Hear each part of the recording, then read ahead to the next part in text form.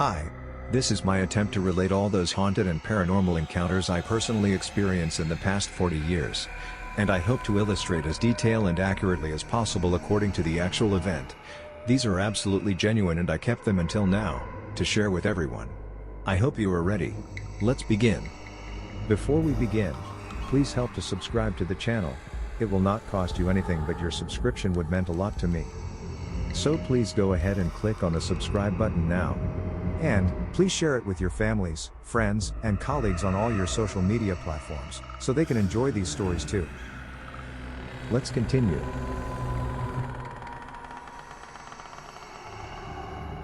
In the last episode, on that business trip where I was sent to the UK, I can still remember what happened that day till today. I remember it was a trip after I finished my visit to Boston, and I flown to UK, arriving at Heathrow Airport. The 3-star hotel was approximately 30 minutes away from Heathrow Airport down the M25 highway near Woking.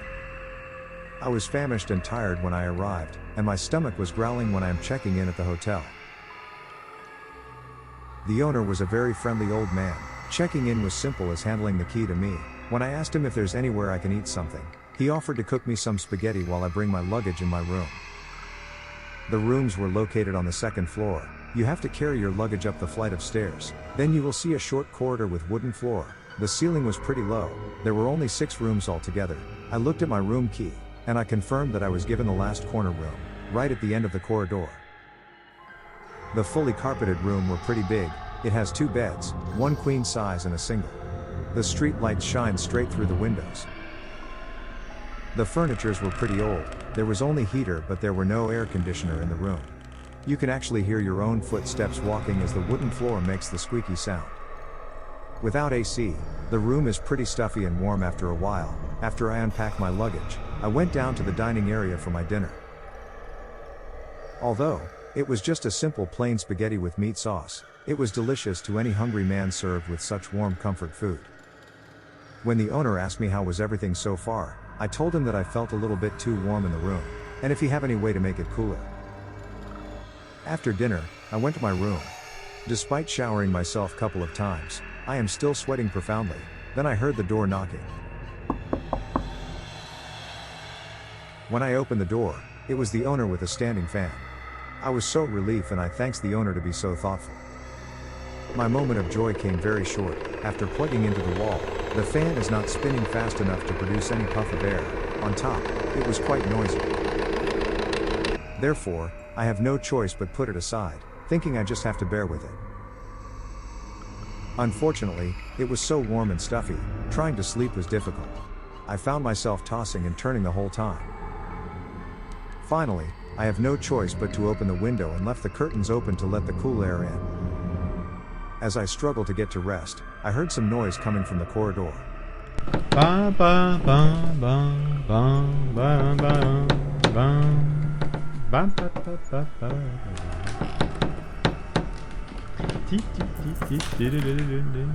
Ba ba ba ba ba. It sounds like some drunk hotel guest just got back from drinking.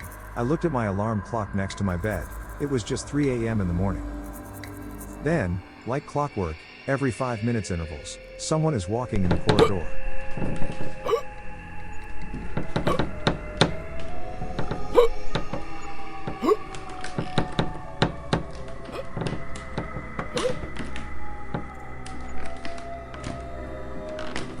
I don't know why that person was in the corridor, but his hiccup is definitely affecting me. Then suddenly, the grandfather clock from downstairs struck 4.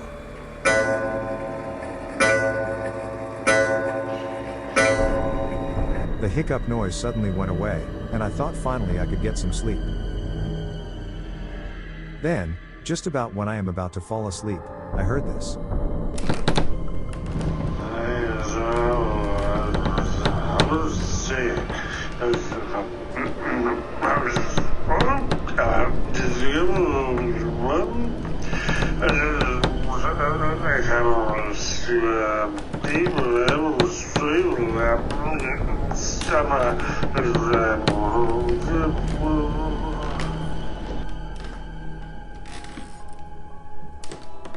Then, I heard someone trying to open my door, turning my doorknob. So I quickly rushed to the door to hold it, just in case that man actually managed to open my door. Then it stopped. So I leaned forward to peep into the peephole trying to see who he was. But there was nobody. A sudden chill ran up my spine and immediately goosebumps grew all over my body. Therefore, I quickly turned on all the lights and hid in my blanket. I kept telling myself that maybe it was the guest next to my room, and he might just have found his door just before I went to my door. Breakfast time was 7 in the morning. I was afraid to step out of the room too early, just in case I bumped into something again. When I get to the breakfast table, the owner had already set up ready for me. It was a great breakfast spread. However, it seems that I am the only one that is having breakfast. So I asked the hotel owner, "Don't all your guests take their breakfast in the morning? It seems that the portion here is only good for one." The owner replied, "Yes, everyone usually takes their breakfast. Their breakfast spread was one of the reasons why people choose to stay there. However, that day I was the only guest in the hotel. So I asked, has everyone checked out?" The owner explained that this area is slightly on the outskirts of central Woking, and the hotel has not had many amenities, therefore most people will choose hotels downtown unless they wish to stay closer to some of the industrial areas here for business purposes. Otherwise, this is almost like a dead town. When I listened till that moment, goosebumps grew all over my body again. I started asking myself, who were those people down the corridor? What were those noises I heard last night? Luckily for me, I have 2 colleagues flying in on that day to keep me company. During the entire week, 3 of us get ourselves drunk every night. Human tends to imagine too much, especially when their surrounding is dark and quiet. Therefore, if you are afraid, the best thing to do is to light up your surroundings and turn on some music.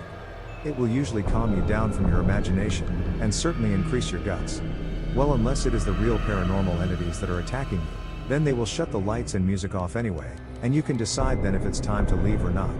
Just stay calm, unless they have some kind of grudge against you, then you might be in danger, otherwise, they can only scare you. If you have any experience you would like to share, please feel free to share it in the comments area below. If you like the content of this video, please click on the like and subscribe buttons.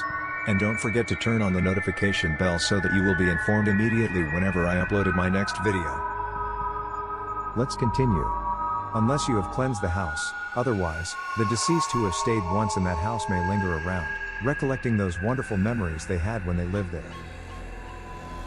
I can still remember one of my trips to the Philippines, where I needed to be based there for 6 months.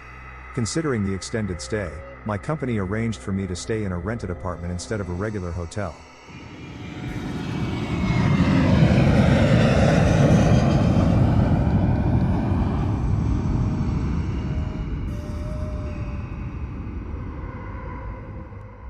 The apartment was pretty new at that time. It was considered one of the luxurious housing for the locals, even for the rich and famous. One of the common sights you will see when you visit the Philippines during that period. Everywhere you go is protected by armed security, something you don't see regularly in Singapore. The apartment unit was neat, tidy, and nicely furnished. The room was bright and breezy. You can even see Riston Shopping Mall and Shoe Mart right across the highway. The only setback was the cleaner might have overused on the detergents, making the room smells like a hospital. After a while, I got used to the odor and it didn't bother me anymore. Then I started to unpack my luggage. As soon as I freshened up and changed into a more casual clothes, I went across the highway for my late lunch. And after lunch, I went walking aimlessly around, then it was more food. Then I went to Paranormal for some seafood. It was dinner time by then. After dinner, I went back to my apartment and take a shower. Around 10 I was deep asleep. The environment was cool, quiet, and peaceful. I slept like a child all the way till dawn. Philippine sunrise is pretty early at around 6 in the morning, especially for people staying in the city and needing to work outside the city. Everyone will try to get up and out early to beat the traffic.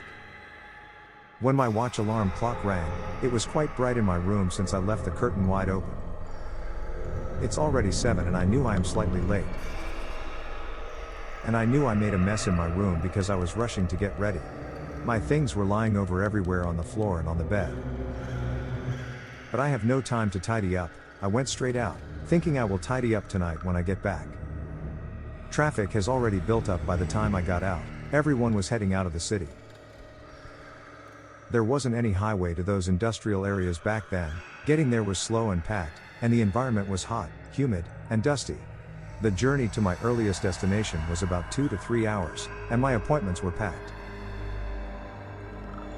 My meetings were back to back, customers are not far away from each other, and the routine was going around Cavite, Laguna, Santa Rosa, and Cabuyao. Everyone who lived in Manila will try to knock off before 5:30 so that they can get out of the industrial park before the traffic starts to build up, in order to get back in time for dinner. When we get near Manila, the traffic will start to build up again. A 5-lane traffic will try to squeeze into a 3-lane highway. So usually for bachelors like me, we will stop by Parañaque or just before entering Makati for our dinner, as the dark starts to set in. One of my favorite Filipino dishes was crispy pata, especially when you are drinking ice-cold beer. My favorite beer was San Miguel. And we usually drink some beers before we go off. Cheers! By the time I get back to my apartment, it's usually around 10 plus in the evening. When I get back, the room was neat and tidy again, and you can smell the odor of the detergent alcohol again. Philippines is usually hot and humid, but the room was cool and breezy. To my surprise, my bed was neatly made and my luggage was neatly packed and stowed. I remember my bedroom was in a mess that morning when I left for work, and I intend to tidy up when I got back. I thought the housekeeping must have helped to tidy up for me. So, I didn't suspect anything strange and went immediately to bed after I bathed. Every day, I went through the same routine: wake up in the morning, go to work, stuck in the traffic, meet my customers, stuck in the traffic on the way back, take my dinner, come back to my apartment, wash up and go to bed, day in and day out. No matter how messy I left the room will be tidy up by the time I went back. And all the while when I stayed there, I was thinking that the only setback was the cleaner uses too much detergent to clean the house, making the whole place smells like a hospital. Then one day, I noticed my bedsheet was starting to turn yellow. I am worried that the housekeeper only makes the bed but didn't change the bedsheet. Therefore I decided to remove the bedsheet and try to send it for laundry. After finding out that most of the laundry shops were always closed during the weekend, and they usually don't open very early on the weekday and knock off before 7 p.m., I decided to call my office to arrange the housekeeping to change my bedsheet instead.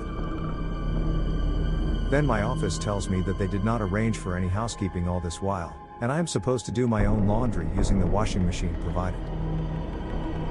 Immediately goosebumps and hairs raised all over my body. At that instant, I immediately asked my office to book me a hotel, and I packed up my luggage and left the apartment. When I am downstairs waiting for my transport, I asked some of the security guards do they know what happened to the apartment I stayed. They told me that the previous occupant was a pretty young lady, who took her life drinking Dettol because of some love affair scandals.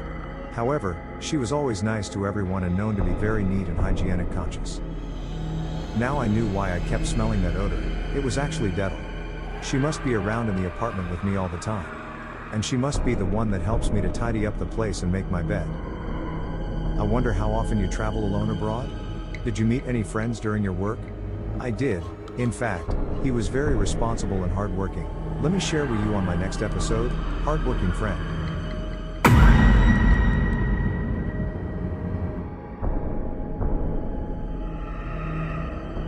If you like the content of this video, please click on the like and subscribe buttons. And don't forget to turn on the notification bell so that you will be informed immediately whenever I uploaded my next video.